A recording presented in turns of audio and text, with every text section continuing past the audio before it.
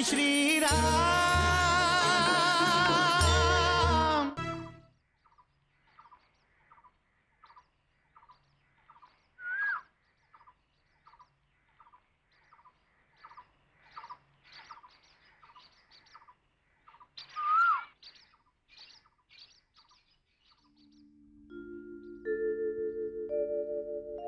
प्रणाम माँ। आयुष्मान भव। माँ, आप यहाँ? तुझसे मिलने आई हूँ भारत। आ सकती हूँ ना? आप मुझे लज्जित ना कीजिए माँ। मेरे कारण आपको इतने कष्ट उठाने पड़े। मेरे कारण राम भैया, जानकी भाभी और लक्ष्मण को वन में जाना पड़ा। उस बात की क्यों याद दिलाते हो भरत? माँ,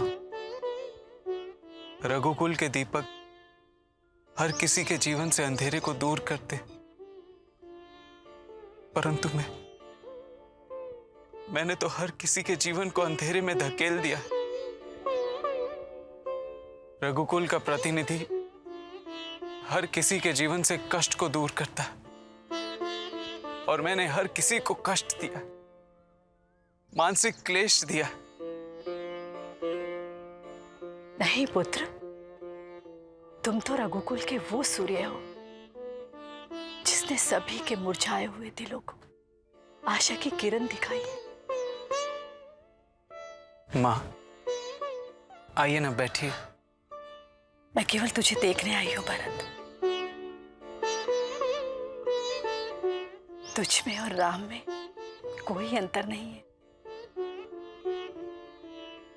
तुम दोनों रघुकुल के कीर्ति स्तंभ हो। तुम दोनों ने तो आदर्शों की परिभाषा ही बदल दी है। भरत, तुझमें मुझे मेरा राम दिखाई देता है। जब भी तू मेरे साथ होता है ना, तो मुझे ऐसा प्रतीत होता है जैसे मेरा राम मेरे सामने है। माँ,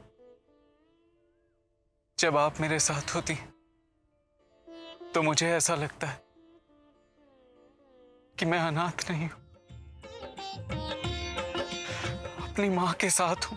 कौशल्या में भरत को दिखे मौत की मूर्ति, भरत से मानो हो रही राम भाव की पूर्ति।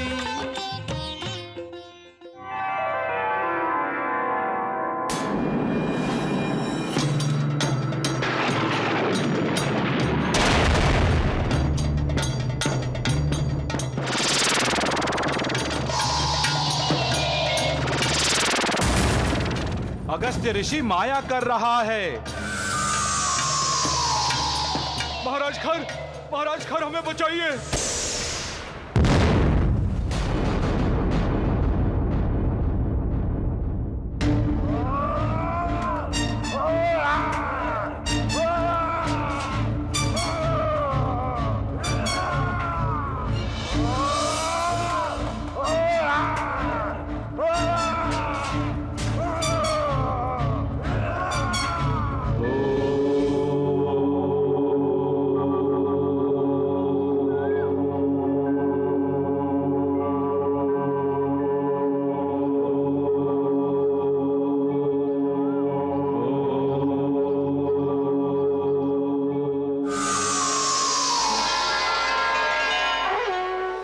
महर्षि, तुम्हारी तपस्या पूर्ण हुई।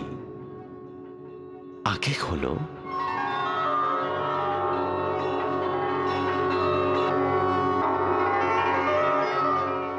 प्रभु,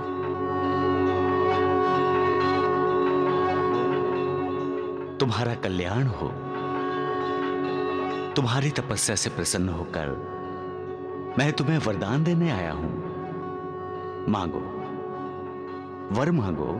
प्रभु, मैं राक्षसों से बड़ा त्रस्त हूं। खर और दूषण के अत्याचारी राक्षस आपकी आराधना में बाधा डालते हैं। मैंने उन्हें निष्प्रय करने के लिए अपने तप बल का प्रयोग किया, जिससे मेरा तप बल क्षीण हो गया। प्रभु, हे आनंददाता, हे सामर्थ्य दाता, आप तो कृपा निधान हो। आप तो राक्षसों का वध करने के लिए अवतार लेते हो। प्रभु, या तो इन राक्षसों का वध करने के लिए अवतार लीजिए, या तो मुझे इतना सामर्थ्यशाली बना दीजिए कि राक्षस मुझे फिर कभी त्रस्त ना कर सके। महर्षि, तुम स्वयं सामर्थ्यशाली हो। देवता भी अपने कार्य के लिए तुम्हारी सहायता लेते हैं। तुम्हारा तप सामर्थ्य किसी भी अन्य से अधिक है। फिर भी मैं तुम्हें एक ऐसा धनुष देता हूं जो विश्वकर्मा ने राक्षसों के वध के लिए ही बनाया है।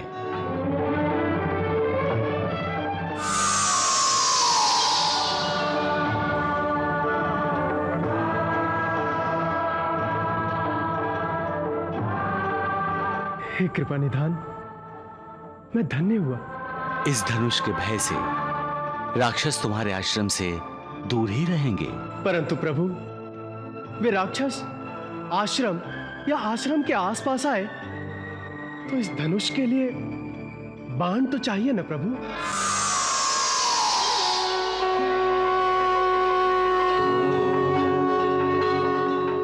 आप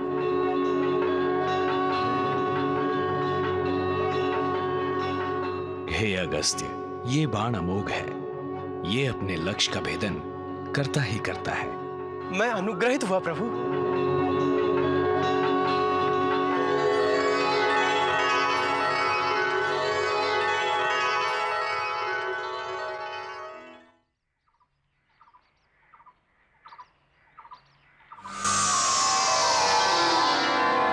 देवेंद्र, आप? प्रणाम महर्षि अगस्त्य। कल्याण वस्तु। महर्षि, मैं आपके लिए दिव्य बाणों से भरे 2 ऐसे तरकश लेकर आया हूं जिसमें से कितने भी बाण निकालने पर वो कभी खाली नहीं होंगे।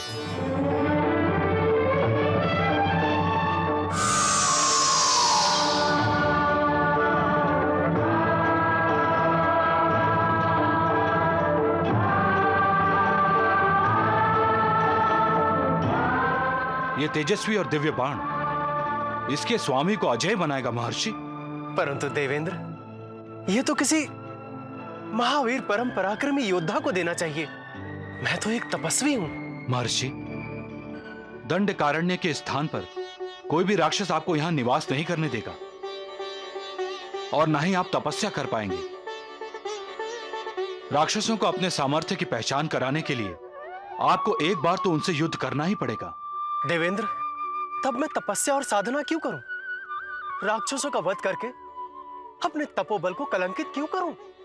महर्षि अगस्त्य, जब राक्षस भय से इस आश्रम के निकट ही नहीं आएंगे तो आप अपनी तपस्या पर एकाग्र हो पाएंगे।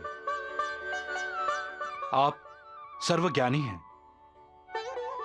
अधर्मियों का विनाश करने के लिए भगवान विष्णु ने राम अवतार धारण किया है और श्री राम स्वयं आपके पास आएंगे।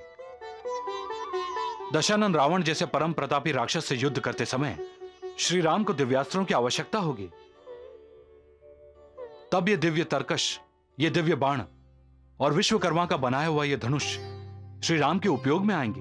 तप से सुमुनि अगस्त्य के होकर परम प्रसन्न किया ब्रह्मा हरि इंद्र ने उन्हें शस्त्र संपन्न दिव्यायुध संपन्न। अब मुझे श्री राम की प्रतीक्षा करनी होगी।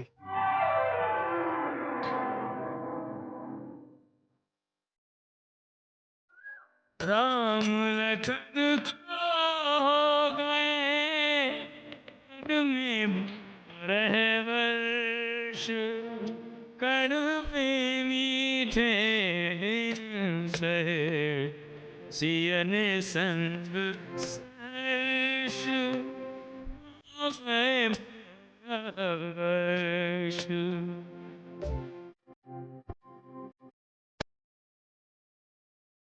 अवध की श्रृंगवेरपुर की प्रयाग की चित्रकूट की सुधियों को दोहरा रहे।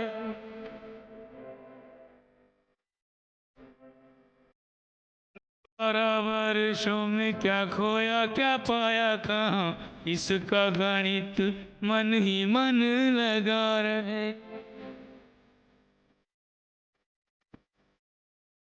घट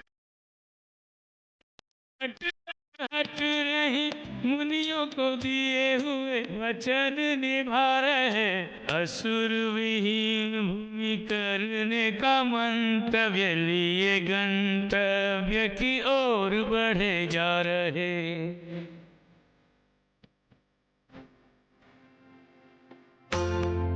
राम, ऋषि मुनि साधु संत सभी समाज का ही एक अंग हैं। वे अपने लिए नहीं दूसरों के लिए जीते हैं।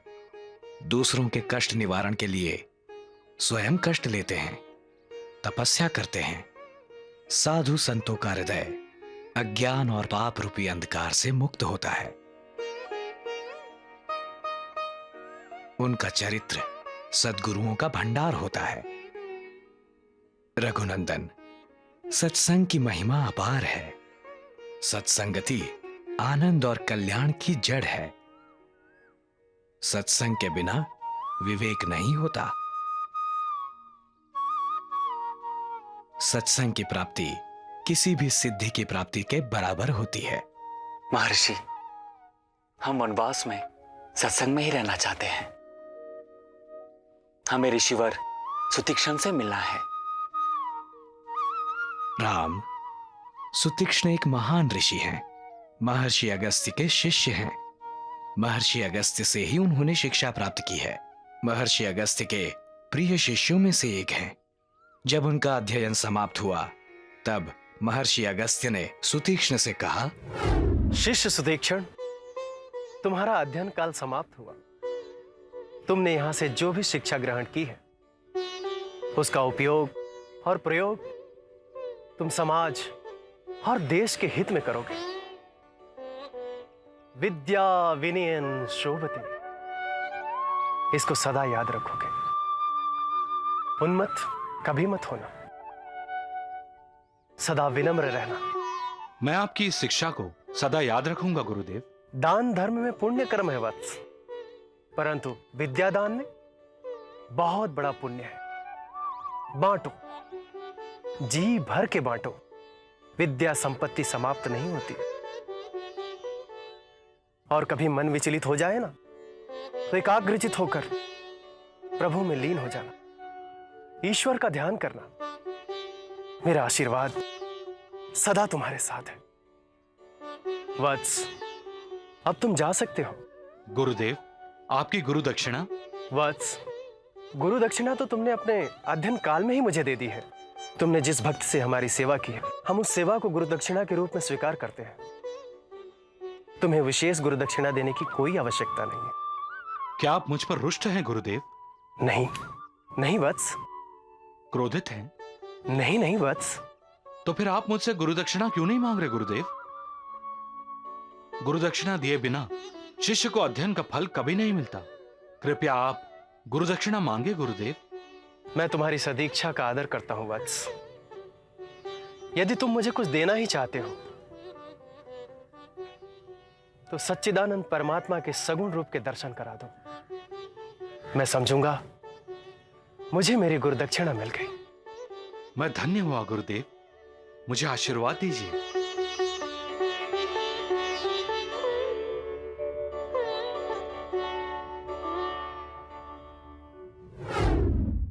महर्षि, तो क्या सुदीक्षण ऋषि ने महर्षि अगस्त्य को गुरु दक्षिणा दे दी, उन्हें सच्चिदानंद परमात्मा के सगुण रूप के दर्शन करवाए? नहीं, तब से सुतीक्ष्ण तपस्या करने बैठ गए।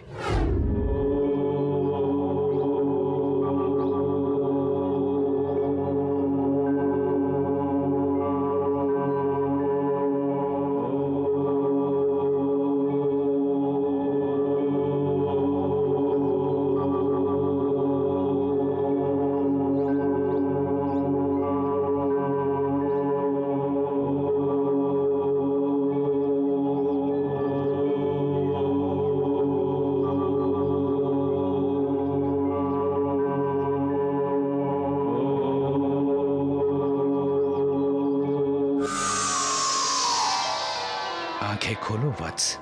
वत्स सुतीक्ष्ण, मैं तुम्हारी तपस्या से बेहद प्रसन्न हूं। आंखें खोलो और अपनी तप मुद्रा से जाग जाओ।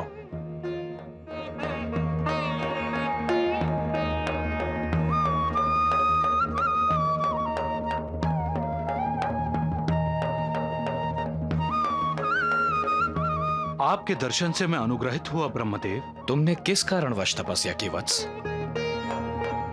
आप सर्वज्ञ हैं प्रभु। मेरे गुरुदेव महर्षि अगस्त्य को गुरु दक्षिणा के रूप में मुझे सच्चिदानंद के सगुण रूप के दर्शन कराने हैं। प्रभु कृपया आप मुझे परमात्मा का सगुण रूप दिखाइए ताकि मैं अपने गुरुदेव को गुरु दक्षिणा दे सकूं।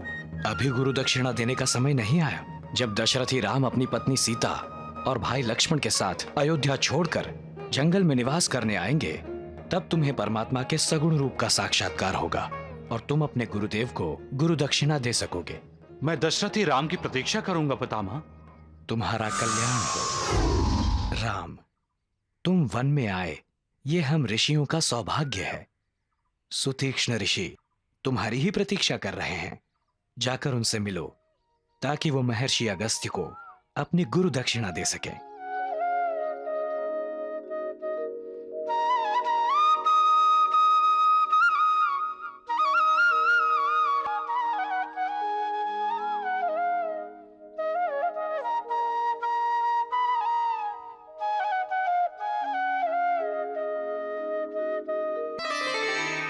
उर्मिला। माँ जी, आप? खुश रहो। आपने मुझे बुला लिया होता माँ जी। आइए बैठिए। नहीं नहीं उर्मिला, मैं यहाँ बैठने नहीं आई हूँ। मुझे तो इतना पता कि मेरे राम, सीता और लक्ष्मण के लौटने में अभी कितने दिन और बचे हैं। दिन नहीं माँ जी, बरस बाकी हैं अभी। बरस? तुझे गिनती नहीं आती उर्मिला? कुछ ही दिन बचे हैं अभी। वैसे मुझे भी कभी कभी याद नहीं रहता उर्मिला। हाँ, उम्र हो गई है ना अभी, इसीलिए।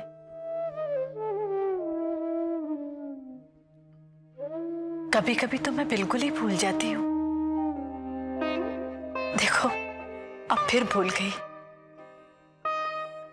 कितने दिन बचे हैं पता नहीं।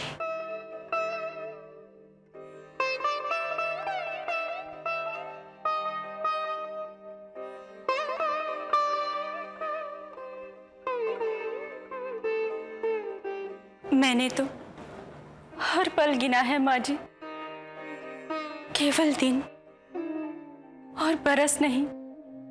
कदाचित ईश्वर मेरी परीक्षा ले रहा है, मेरे संयम का अंत देखना चाहता है। प्रतीक्षा करते करते 12 बरस बीत चुके हैं, अभी भी 2 बरस बाकी हैं और विरह के बचे हुए ये 2 बरस ही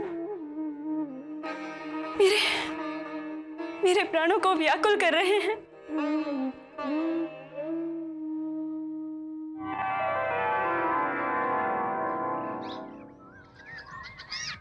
वन में वास करते हुए 12 वर्ष हो गए सीते। इस वनवास से हमारा जीवन अनुभवों से समृद्ध हुआ है और यहाँ सत्संग का भी लाभ उठाया है हमने। और भैया, दुराचारी राक्षसों से भी हमारी भेंट हुई। अयोध्या में तीनों माताएं भरत, शत्रुघ्न, उर्मिला, मांडवी, श्रुतकीर्ति हमारी प्रतीक्षा में आंखें बिछाए खड़ी होंगी। बचे हुए 2 वर्ष पलक झपकते ही बीत जाएंगे सीते,